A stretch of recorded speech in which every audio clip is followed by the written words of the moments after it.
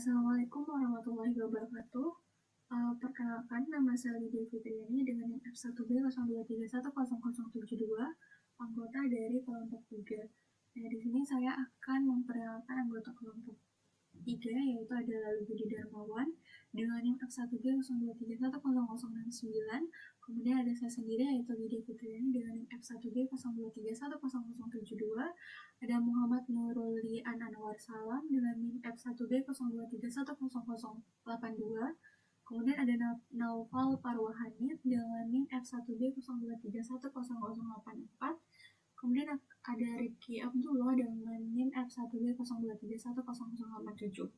Nah, di sini kami akan menjelaskan rangkaian yang sudah kami buat, yaitu rangkaian penjara setengah gelombang, baik yang terkontrol maupun yang tidak terkontrol.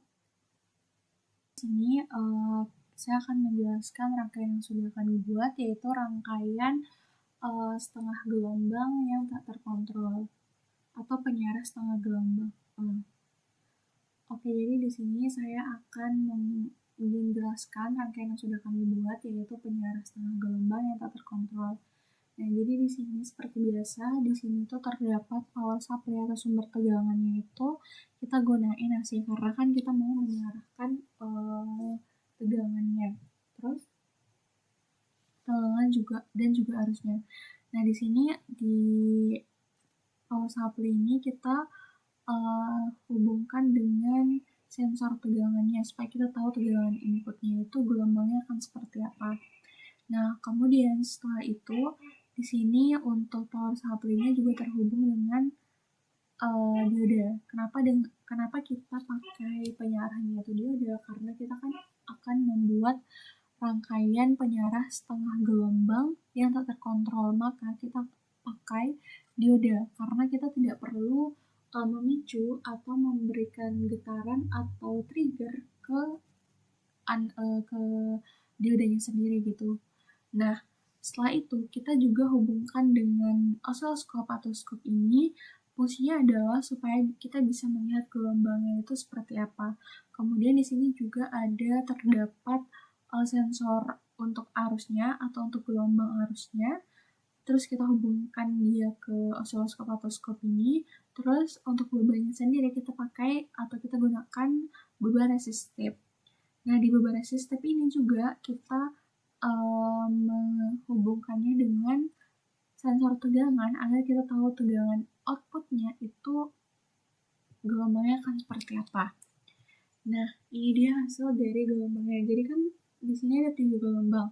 Nah, untuk gelombang yang pertama itu adalah gelombang tegangan inputnya yang seperti yang saya bilang tadi, yaitu dia berupa sinusoidal. Nah, kemudian untuk gelombang arusnya atau gelombang arus output atau keluarannya itu akan menghasilkan seperti ini. Kenapa? Karena seperti yang kita tahu kan di anoda, bukan anoda, tapi di dioda itu kan ada bias maju dan bias mundur. Jadi ketika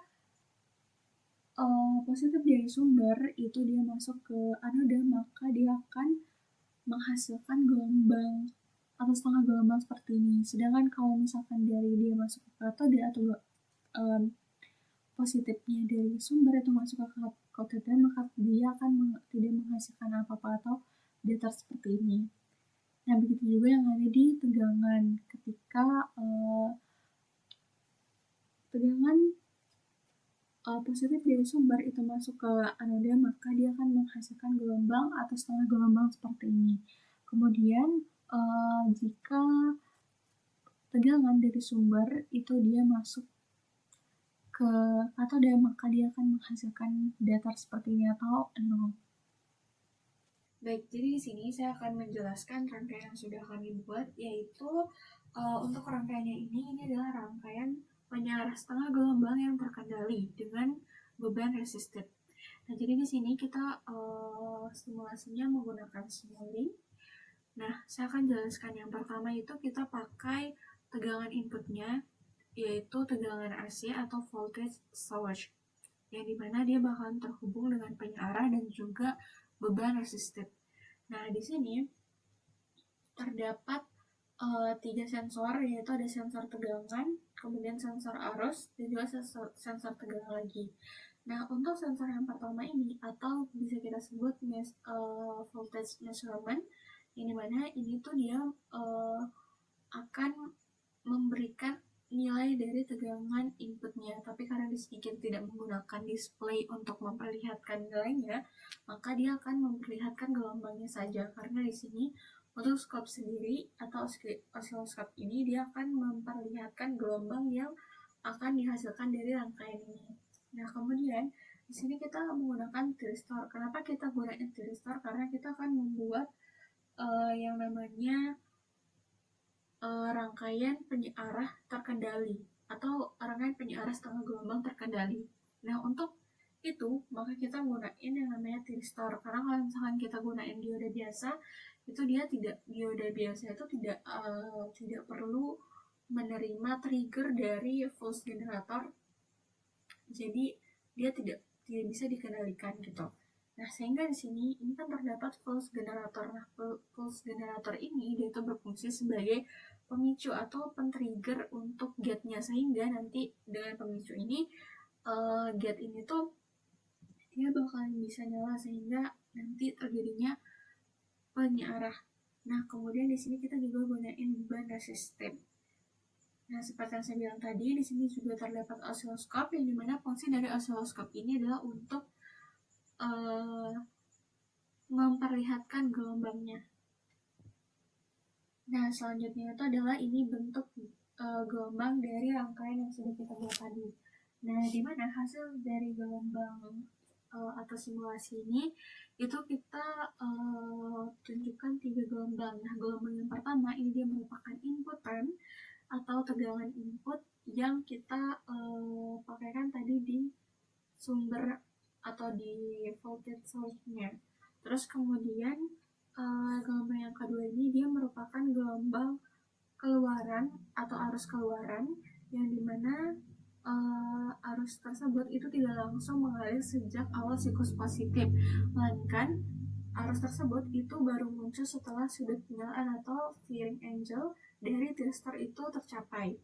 Nah, kemudian arus ini itu memiliki bentuk yang sejalan dengan tegangan keluaran atau tegangan outputnya, karena sifat beban dari resistor atau resistif itu menyebabkan arus pasah dengan tegangannya. Kemudian untuk di gelombang yang ketiga ini, dia adalah merupakan gelombang tegangan outputnya. Nah, tegangan ini juga sama seperti arus outputnya, yaitu dia tidak mengikuti tegangan inputnya, yaitu gelombang sinusoidal, tetapi hanya sebagian dari gelombang positif yang dilewatkan oleh thyristor setelah menerima sinyal pemicu.